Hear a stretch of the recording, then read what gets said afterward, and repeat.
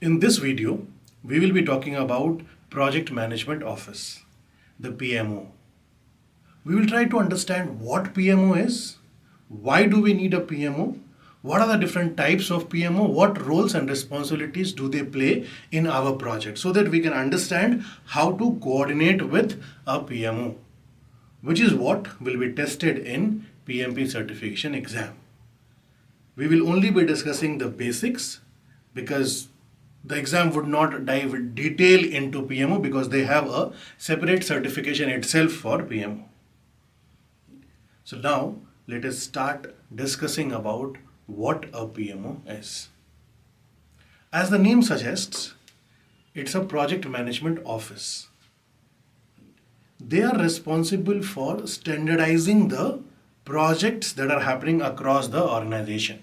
So it's a dedicated department, or you can call it a group, within an organization that defines, maintains, and ensures project management standards. Why it is needed? What is PMO? We have understood. A group, they will standardize the projects. They will maintain the standards. They will define the standards, they will maintain the standards, and they will sustain the standards. But why is it really needed? And I would want you to think about it. So you can pause the video right now and think, why would a PMO be needed in an organization? It's needed to solve one problem. And that problem is that multiple projects would happen at the same point of time in an organization, and there needs to be a group of body who can coordinate and ensure there is a control, there is a governance across all the projects. Right? So what is the problem that they are solving? They are solving coordination and governance problem across multiple projects. The minute you have multiple projects happening in an organization, and most likely if you are not working in a startup, a very early state startup, then you will see that in an organization multiple projects are happening. If that happens, what happens also with that? Every project is being managed by a project manager. Every project manager, based on their own experience, based on their own learnings, based on their own skills, based on their ways of working, would be managing the projects in a very different way. And when that happens, if you look at from the organization's perspective, every project manager is managing the project in a very different way. So what are the things that happen? Problems like project manager will follow different methodologies. When the reports are provided, every report is inconsistent. Somebody is saying 50% done, somebody is saying yellow, somebody is saying red, somebody is using a different code altogether, somebody is using a template full of documents, somebody is just updating it on a tool, right? So what would happen is that every reporting across the projects is becoming inconsistent. How would the management understand and compare different projects' performance? Right? Lessons learned are not shared across the projects. Some projects are following lessons learned, somebody is not following lessons learned. If they are following lessons learned, they're keeping it to themselves, they're not sharing with other projects. Right? Then some resources are over allocated, some resources are underutilized.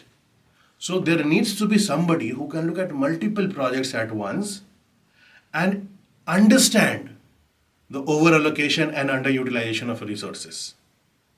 And ultimately, an executive management of any company would want a PMO because they want the strategic priorities to reflect in every single project. Right? So PMO is needed in a way to solve the problems that the executive management alone cannot solve if multiple projects are happening. That is why a PMO is needed in an organization. Now, every project is unique, every organization is unique, the challenges, the situations will also be unique. So PMO cannot play the same role across width and breadth of different projects in an organization. Right? So they will have to play different roles, and this is what brings us to types of PMO. There are three types of PMO. Right? The one is supportive type of PMO. Right? What's their role and responsibilities? They would consult, they would discuss, and they would support the project managers who are managing the project. So imagine a project manager is facing a problem. They will go to this PMO, they'll seek consultation, they'll seek support, and that's it. The supportive PMO will not go back and check that whatever suggestion I gave, did the project manager follow it? Right? So their responsibility, the supportive PMO's responsibility is to support the project managers and the team. That's it. They don't go and check. The minute they start checking, the minute they start ensuring that they are following this compliance, their role changes into a controlling PMO. Right? So, same PMO, same group of people can play two different roles for two different project managers. Imagine this. A project manager who is highly experienced, 20, 25 years of experience, managing large projects, huge projects in an organization, same industry. Right? They don't need to be controlled in a way. Right? They know how to do the work. They follow the processes, they follow the templates, they follow the methodologies, but they get stuck sometime. And that's when the supportive PMO role would come into picture. At the same time, if there is a project manager with a team, 5 to 8 years of experience, right? At that point of time, the PMO would not only provide the suggestions or the recommendations, they would also check whether whatever I am recommending, whether whatever template, whatever methodology I have suggested, is the project manager following it or not. Right? So they would play a controlling role. Now imagine there is a project manager who has just become a project manager. This is the first project that they are managing. Right? The PMO would not only suggest, the PMO would not only check the compliance, they would in fact be managing that project. They would guide, handhold that project manager throughout the first project. And it's not only about the first project. Right? But the point is that if the project manager has less experience, they would need that hand-holding for quite some time, and at that point of time, the PMO is playing a directive role. They are directing everything that is happening in the project. Right? Same PMO can play 3 different roles. An organization big enough, they could decide to have 3 different PMOs playing single role. Right? But the point is that it would depend on the experience of the project manager, the strategy of the organization, what is it that they want to achieve, the risks. So it depends on a lot of things while deciding what role should the PMO play in a particular project. Right? Ultimately, the PMO needs to standardize everything. PMO needs to ensure that there is a common theme going around in every project across the organization. Now, when we talk about these 3 PMOs types, what are their responsibilities? In simple words, supportive PMO would provide guidance, tools, templates, and training as needed to help project managers succeed. They will provide it. This is important. Second, controlling. They ensure that the project managers and project team members are complying with organizational standards, processes, templates, same thing. Supportive discusses, consults, and provides. Controlling provides and checks whether everybody is following it or not. And then directive, directly managing the project. So they are not only providing suggestions, not only ensuring everything is happening. Both the things they will do. But in addition, they would also ensure that project managers are following it, and in fact they report to the PMO. 3 different type of roles, 3 different type of responsibilities. Let us try to summarize all this in a table. Okay. So if you look at supportive PMO, controlling PMO, and directive PMO, the level of control would vary. Right? Supportive PMO, because they are only suggesting, they will have low level of control. Controlling PMO, because they are also checking whether you are following it or not, so there is a little bit of control that they have added. Directive PMO, because they are managing your project, or you can say they're managing the whole team. Right? Hence, the control is very high.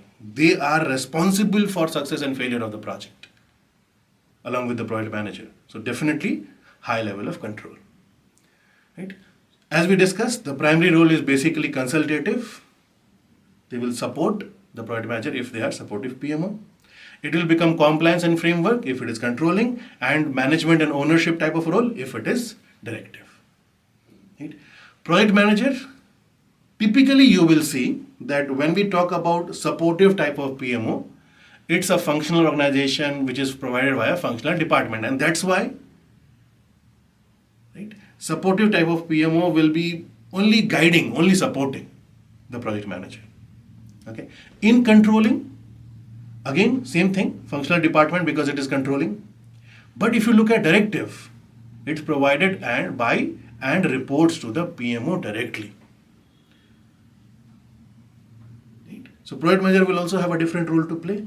And then the core value, supportive will offer template, best practices and training, controlling will ensure, and directive will directly manage. This is the main difference that we need to know for PMP certification exam, but we need to think beyond the PMP certification exam also. Whenever you are coordinating with PMO, you should know what type of role they are playing, what are their responsibilities in my project, and you should understand how you should coordinate with them. Right? That is what is very, very important. Right? Ultimately, I'll leave you with a quote. The project manager focuses on making their project successful.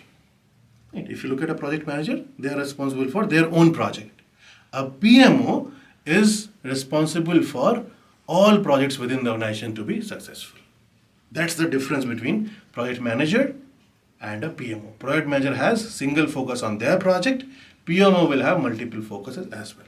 It may happen that if you're part of smaller projects, then you're responsible for managing multiple projects. Your designation is still of a project manager, which should be a program manager if you go it technically. But not every organization follow everything that PMI says or everything that is being discussed across the standards.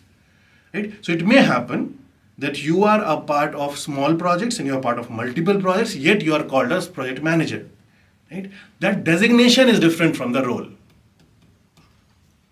Right? You are playing a role of a project manager for a particular project. So at a given point of time, you will think about that one project alone. While a PMO is responsible for multiple projects. I hope this has given a good clarity on Project Management Office. If you have any doubts, you can leave in the discussion comments. You can reach out to me. We can have a discussions.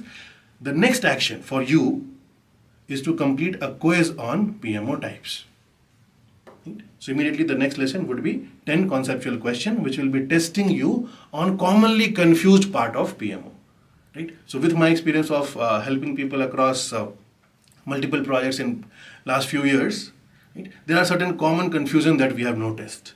Right? These questions will help you take care of those confusions as well. Although while explaining PMO, I have explained that to you, but go for this quiz. It will help you in strengthening your knowledge further.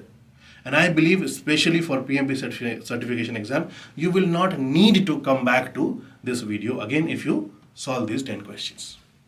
Okay, and don't just solve the questions. Ensure that you're also going through the explanations. Right? This will provide you a better understanding and strengthen your understanding for PMO. Thank you so much for this. I'll see you on the next video.